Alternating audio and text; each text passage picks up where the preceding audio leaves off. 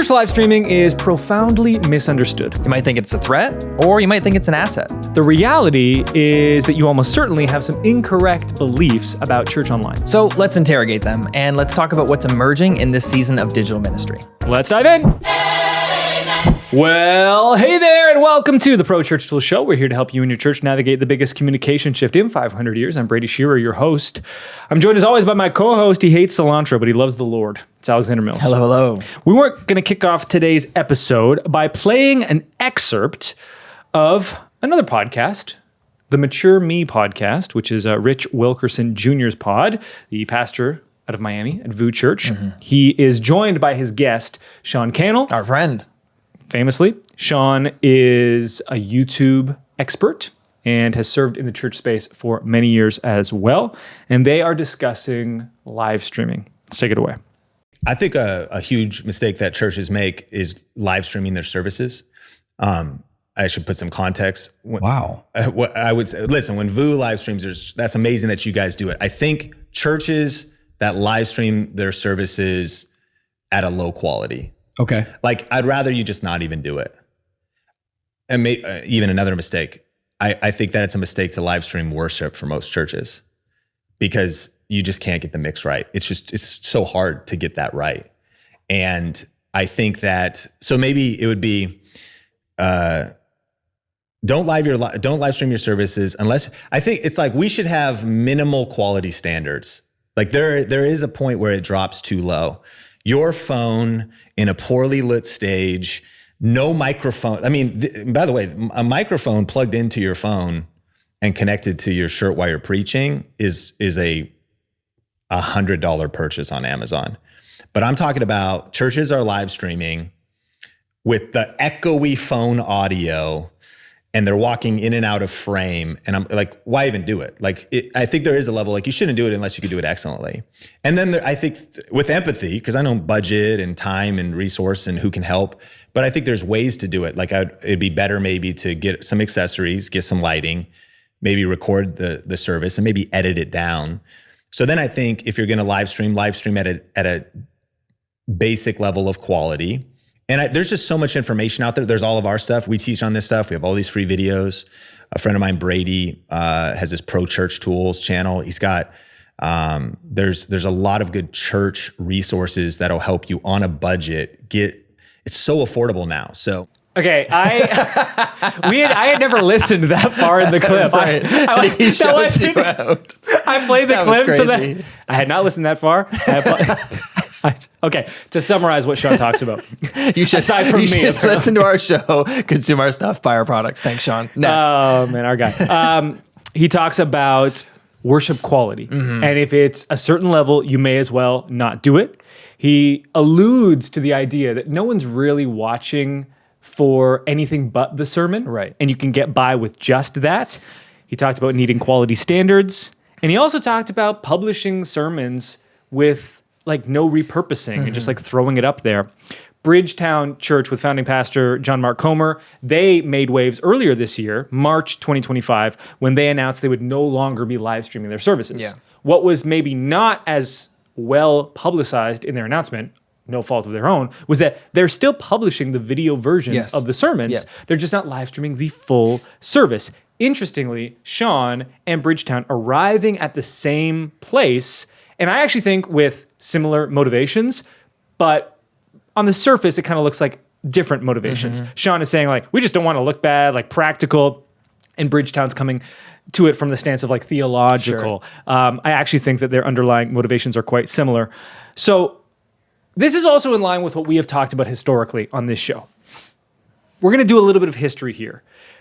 Before COVID, you can find many videos from this channel of me being like, don't live stream for very similar reasons that Sean just mentioned. Hey, there are actually great alternatives. Publish a podcast.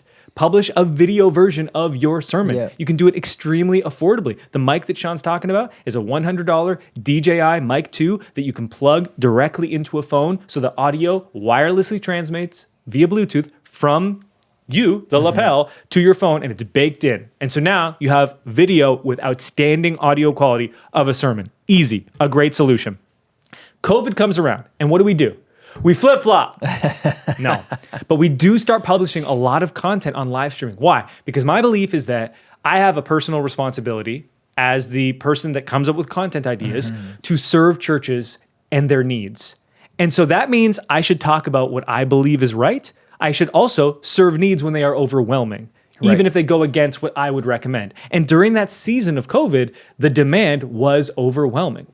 And so we created content. Some of those videos have the most views on this channel saying, hey, here's how to live stream affordably. Here are ways to do it well. Here's how to do it in a way that leads people to next steps and becoming active participants in church, even when we are separated.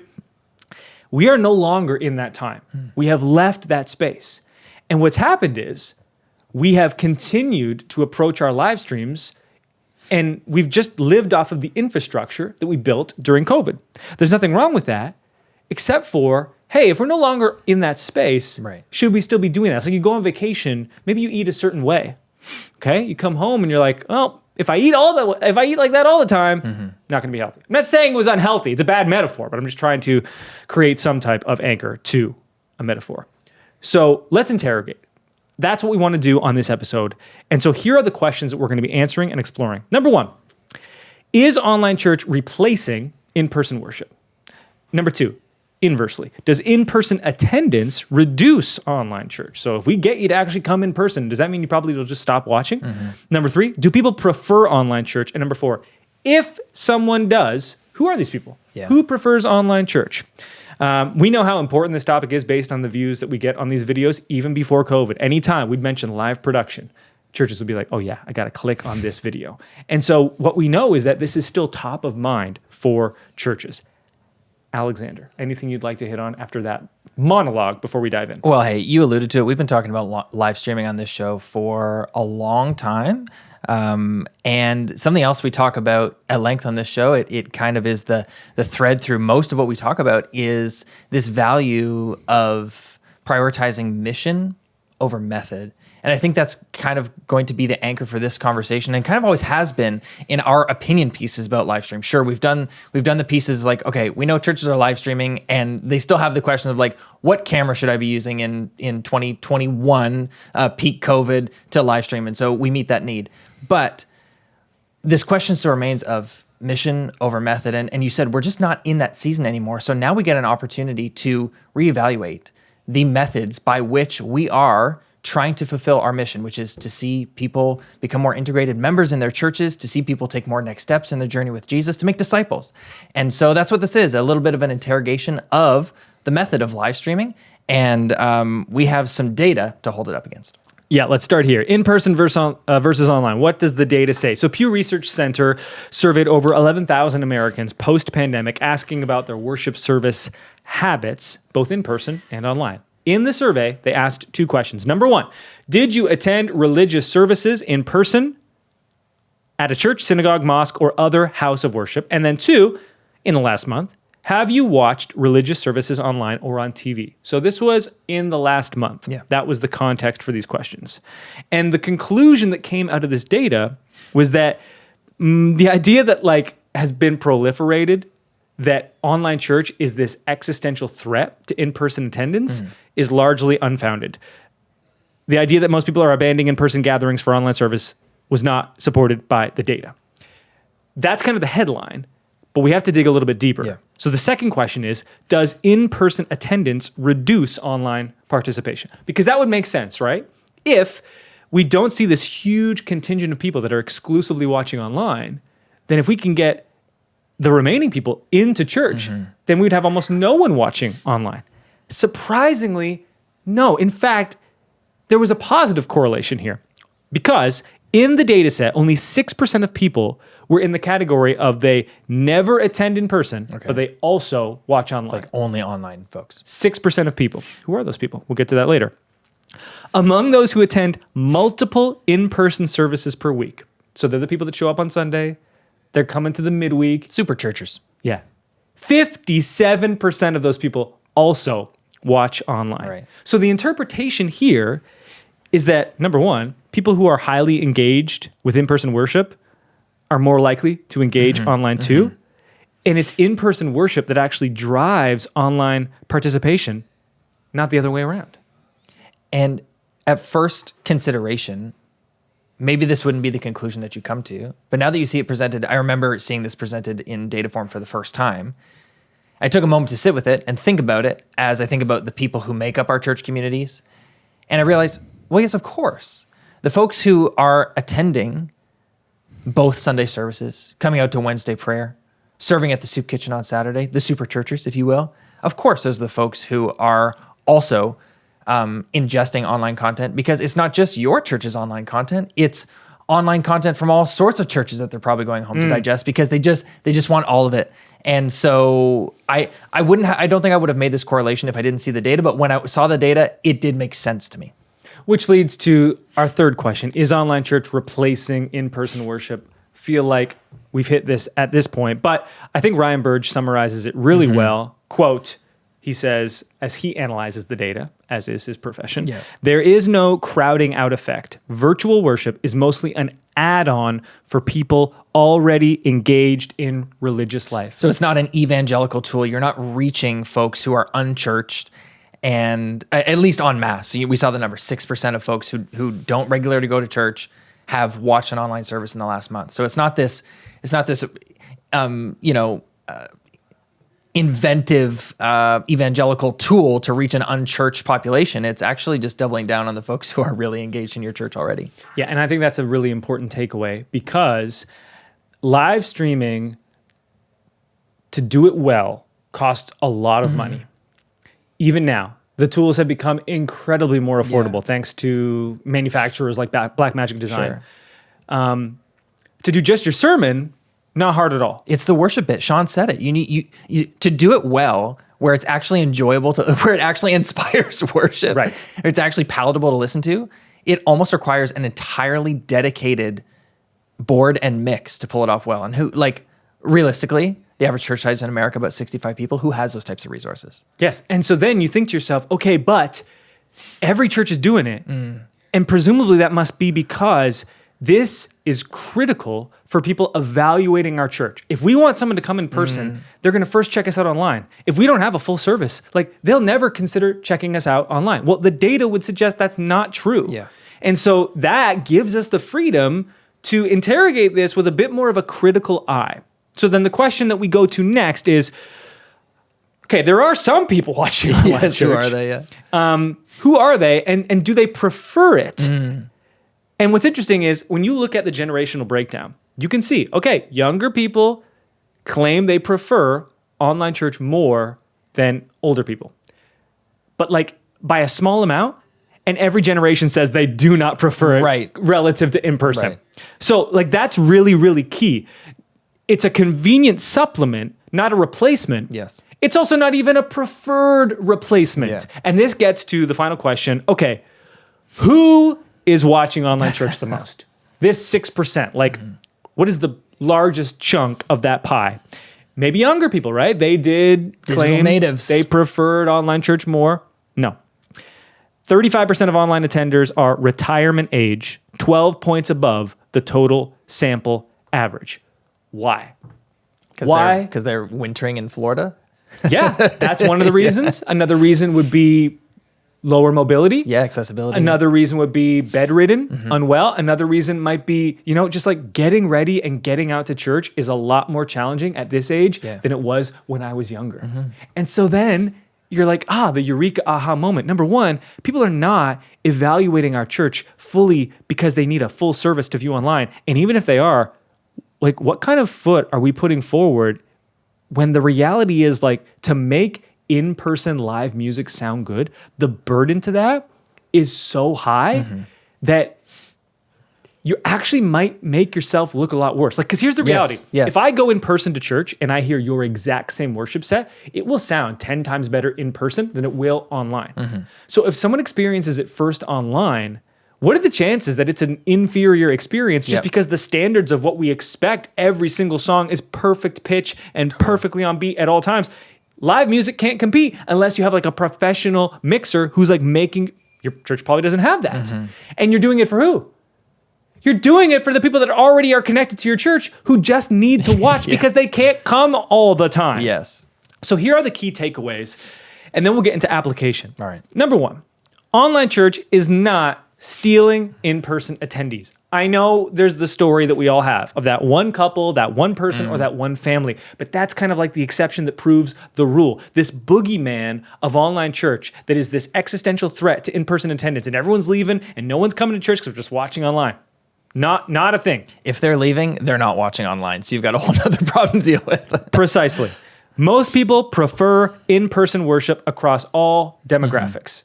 That's an important understanding. Yes. We want to be with other people. We want to go in person. Number 3, online attendance is often a supplement for the highly engaged. Who is watching? The crazy churchgoers, the super churchers.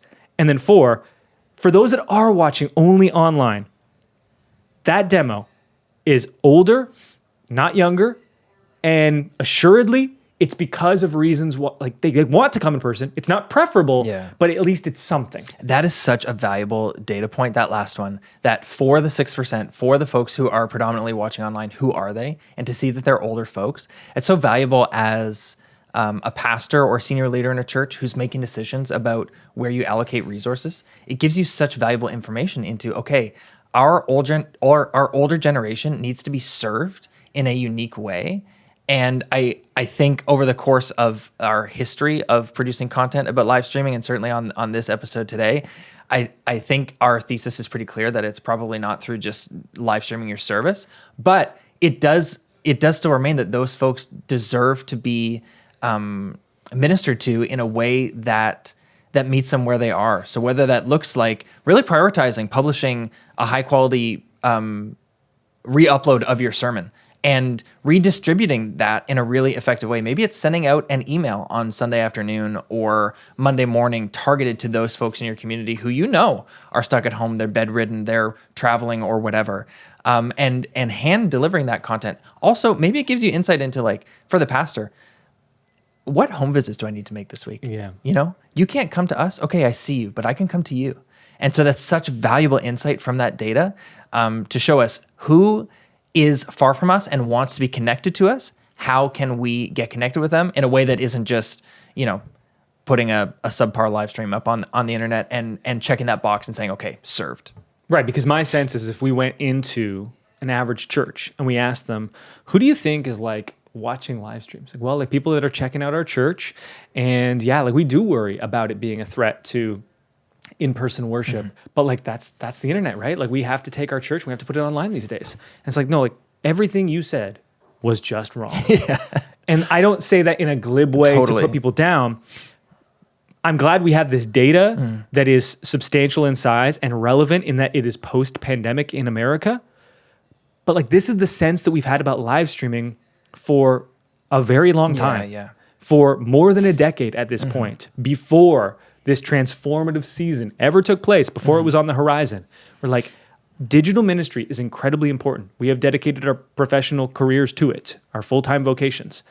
We think it's important because it allows us to reach people, and it's often the first touch point that can then connect people to in-person community, because that's where formation and transformation is taking place. Not because it is a replacement, but because it is the best way to make that introduction. And COVID forced us to use it as a replacement temporarily. But prior to COVID and post-COVID, we see its weaknesses. So let's talk about Sean and Bridgetown. Bridgetown approaches this and they go, you know what? Like, this is a terrible replication of what we do in person. Yes, we're going to put the sermon up because you're just sitting there listening. You can sit there and listen and watch on YouTube. You can sit there and listen with AirPods in on your walk, making dinner, whatever it might be. But like, we're not going to put our worship. We're not going to put our announcements. Just like, you want that? Like, visit us in person. And that's the theological bent you mentioned earlier. Is like that's the approach they're bringing to the table, which resonates with me and surely resonates with other folks. But Sean is bringing a practical bent to it as well, which is just as relevant. Well, it's practical, but I think the Bridgetown one is practical as well. They're like, this is not going to meet any of your needs. And Sean is saying, it's like, just honest. This is not well done, which means it will meet nobody's needs. Yes, I'm coming at it from more of a practical standpoint, and surely there's a theological undertone, but like, your needs are not being met with this. We know that is demonstrable with data. Sean sensed it from a quality standpoint. Bridgetown sensed it from a theological standpoint. Needs are not being met this way. So what are the application points then? Number one, maybe not surprising, I remain an advocate for not live streaming your services. Does that mean you have to stop doing it right now? It doesn't mean that. This would be like if I started a church today, we would not live stream our services. We would do what I have always advocated for, which is record our sermons, publish them via podcast, publish them on YouTube. And when we did publish them on YouTube, I would not title them, because Pastor Alex is the pastor at this church, Pastor Alex, July 17th, 2025, Gravedigger, part 1. No, we would title them. Where the question my son asked me from the back seat the other day, Dad, when are you going to die? That's a great question. You know? So for the Gravedigger series, it's like, when are you going to die? ? And that's, I mean, it could probably be workshopped a little bit better, but that's a movement towards titling the sermon in a way that is indexed for search on YouTube, which is, we know, the world's second largest search engine. Yeah, absolutely. I think like, Dad, when am I going to die? And in brackets, my son asked me. Like that, something like that is like a perfect heading that would then... Still the same piece of content. It's the identical piece of content. So we would do a little bit of extra work there. We would repurpose the creative resources that would go into all of the budget, because if we want to make this look good, like we got to spend a lot on it, and the creative volunteers that have to be like on the cameras, operating every single week, like repurposing everything, like that's a lot. And we would still have the sermon recorded. If all we had was a $100 DJI mic, that'd be fine. We could repurpose that 4K video into social clips. We'd still have that luxury. Yeah. And then the second thing is, if you're going to keep doing services, and I think if you've probably like built the infrastructure over COVID, you're like, okay, I'm not going to listen to a podcast and then stop doing it. We totally get that.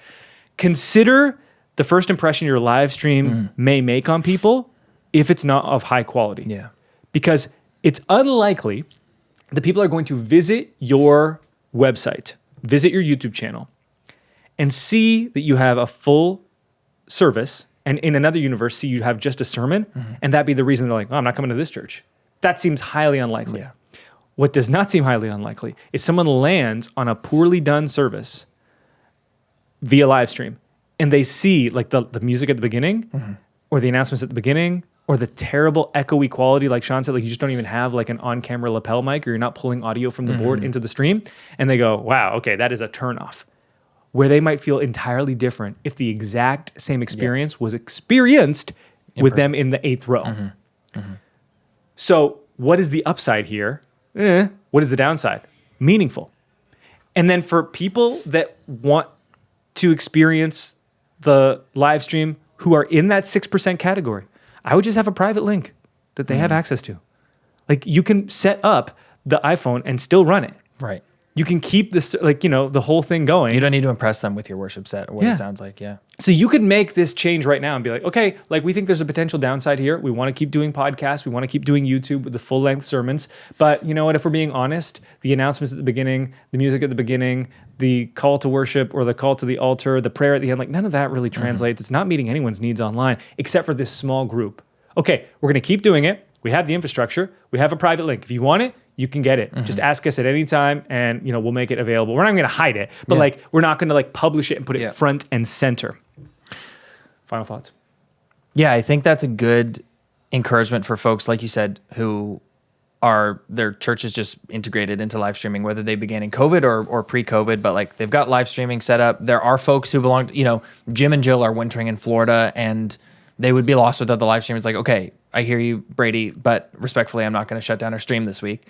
So I think that's a good encouragement. Like, okay, there's a way to continue streaming, even you're streaming in the state that it is, even if it's not great, but do it in a way that protects the first impression that you are going to make on first-time visitors when they visit your church online. Because we know this, your online presence, whether it's your church website or your YouTube page, your Instagram account, these are your virtual front doors. Folks are going to interact with your church in person almost every time before they interact with you online. You don't just go to a new restaurant in a new city before checking out anything online. Like you check them out online. And so folks are doing this, they're searching for churches in the same way. And so your online presence is your virtual front door. They're going to run into that live stream before they experience it in person. And so if it is public and you know, hyper available. And so if you want to keep streaming, just to maybe tuck it away and put it in a place that's a little bit less accessible, I think that's great encouragement for folks. And then for folks who, you know, see all the videos about all the gear and they believe the story that, well, every other church is live streaming, so I've got to as well. Well, I hope maybe this this thesis, which has been our thesis that for as long as we've talked about live streaming, but maybe you're hearing it for the first time today. I hope this gives you the courage to maybe do something that's a little bit more catered to who you're trying to serve, more congruent with your mission, that is going to be more effective at a method that is more effective at fulfilling your mission at your church, at whatever corner of the world that you belong to. Yeah, agreed. We will be off next week for the celebration of Canada Day and Independence Day. I'll be away next weekend. There you go. Yeah. So we're off next week. We'll be back the Wednesday after that. Thank you for your time, attention, and trust. We'll talk to you real soon. I don't really think of you as an anxious presence ever. I guess, would you say you feel those things? No. Yeah.